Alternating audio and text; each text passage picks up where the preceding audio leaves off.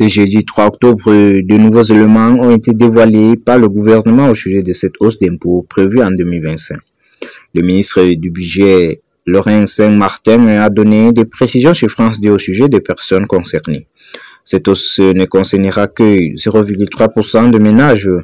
Les contribuables concernés sont donc les ménages sans enfants qui perçoivent à peu près 500 000 euros par an, ce qui correspond à des revenus soit de 40 000 euros par mois pour une personne seule ou 20 000 euros par personne pour un couple. Environ 75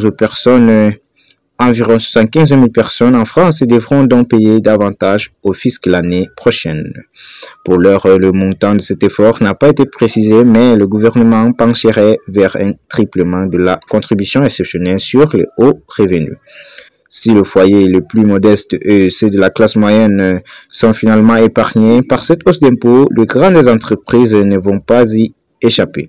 Michel Barnier souhaiterait également une participation exceptionnelle sur les bénéfices de grandes et très grandes entreprises qui réalisent des profits importants. Le gouvernement envisage aussi une hausse de la fiscalité sur le transport polluant, une augmentation des taxes sur l'énergie ou encore sur le pari sportif, mais également un changement de fiscalité pour la location d'Airbnb. L'ensemble de ces mesures sera présenté par le ministre du Budget le jeudi 10 octobre 2024. Le débat autour de cette hausse d'impôts aura ensuite lieu à l'Assemblée nationale du 21 au 25 octobre. Le vote est quant à lui prévu le mardi 29 octobre 2024. Mais jusqu'à quand le pluriel se paieront-ils plus?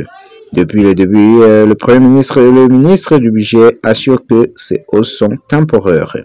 Ce sera exceptionnel et temporaire, ce ne sera pas une hausse pour plusieurs années, a indiqué Laurent Saint-Martin sur RTL ce mercredi 2 octobre.